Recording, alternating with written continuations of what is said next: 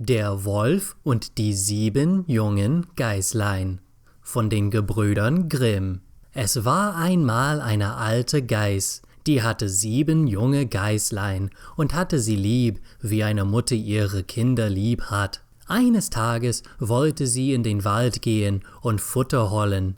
Da rief sie alle 7 herbei und sprach: »Liebe Kinder, ich will hinaus in den Wald. Seid auf euer Hut vor dem Wolf. Wenn er hereinkommt, so frisst er euch mit Haut und Haar. Der Bösewicht verstellt sich oft, aber an seiner rauen Stimme und an seinen schwarzen Füßen werdet ihr ihn gleich erkennen.« Die Geißlein sagten: »Liebe Mutter, wir wollen uns schon in Acht nehmen. Ihr könnt ohne Sorge fortgehen.« Da merkte die Alte und machte sich getrost auf den Weg. Es dauerte nicht lange, da klopfte jemand an die Haustür und rief: »Macht auf, ihr lieben Kinder, eure Mutter ist da und hat jedem von euch etwas mitgebracht.« Aber die Geißlein hörten an der rauen Stimme, dass es der Wolf war. »Wir machen nicht auf«, riefen sie. »Du bist unsere Mutter nicht, die hat eine feine und liebliche Stimme, aber deine Stimme ist rau und du bist der Wolf.« Da ging der Wolf fort zu seinem Krämer und kaufte sich ein großes Stück Kreide. Er aß es auf und machte damit seine Stimme fein. Dann kam er zurück, klopfte an die Haustür und rief: »Macht auf, ihr lieben Kinder, eure Mutter ist da und hat jedem von euch etwas mitgebracht.« Aber der Wolf hatte seine schwarze Pfote in das Fenster gelegt.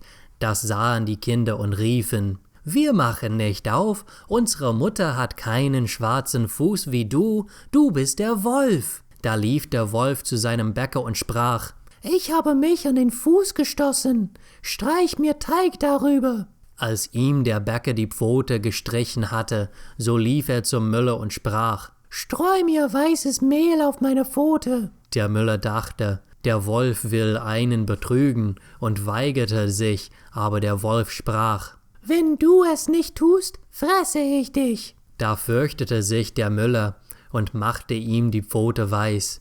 Ja, so sind die Menschen. Nun ging der Bösewicht zum 3. Mal zu der Haustür, klopfte an und sprach: »Macht auf, Kinder, euer liebes Mütterchen ist heimgekommen und hat jedem von euch etwas aus dem Wald mitgebracht.« Die Geißlein riefen: »Zeig uns zuerst deine Pfote, damit wir wissen, dass du unsere liebes Mütterchen bist.« Da legte der Wolf die Pfote ins Fenster, und als sie sahen, dass sie weiß war, so glaubten sie, es wäre alles wahr, was er sagte, und machten die Türe auf. Wer aber hereinkam, war der Wolf. Die Geißlein erschraken und wollte sich verstecken.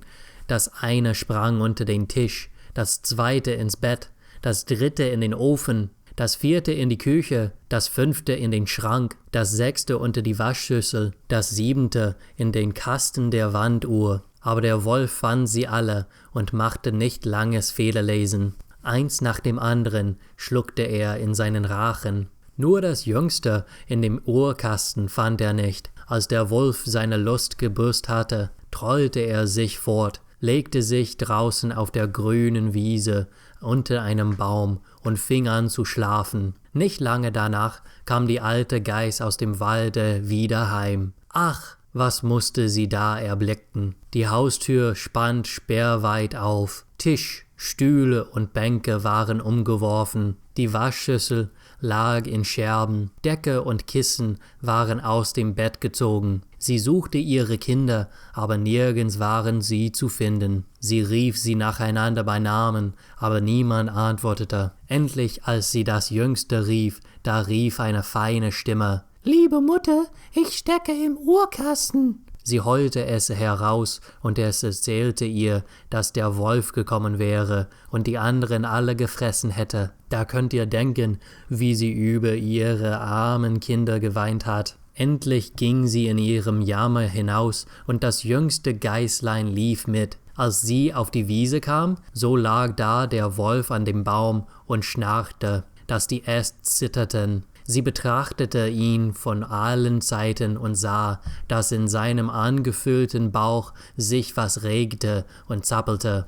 »Ach Gott«, dachte sie, »sollten meine armen Kinder, die er zum Nachtmahl hinuntergewürgt hat, noch am Leben sein?« Da musste das Geißlein nach Hause laufen und Schere, Nadel und Zwirn holen. Dann schnitt sie dem Ungetüm den Wanst auf. Und kaum hatte sie einen Schnitt getan, so streckte schon ein Geißlein den Kopf heraus. Und als sie weiter schnitt, so sprangen nacheinander alle 6 heraus und waren noch alle am Leben und hatten nicht einmal Schaden erlitten, denn das Ungetüm hatte sie in der Gier ganz hinuntergeschluckt. Das war eine Freude, da herzten sie ihre liebe Mutter und hüpften wie Schneider, der Hochzeit hält. Die Alte aber sagte: »Jetzt geht und such Wackersteine, damit wollen wir dem gottlosen Tier den Bauch füllen, solange es noch im Schlafe liegt.« Da schleppten die 7 Geißerchen in aller Eile die Steine herbei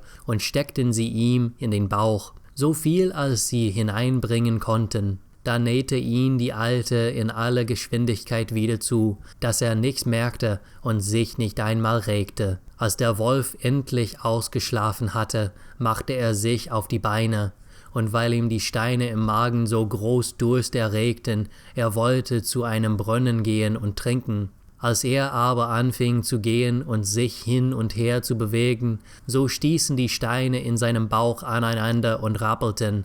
Da rief er: »Was rumpelt und pumpelt in meinem Bauch herum? Ich meinte, es wären 6 Geißelein, doch sind's lauter Wackerstein.« Und als er an den Brunnen kam und sich über das Wasser bückte und trinken wollte, da zogen ihn die schweren Steine hinein, und er musste jämmerlich ersaufen.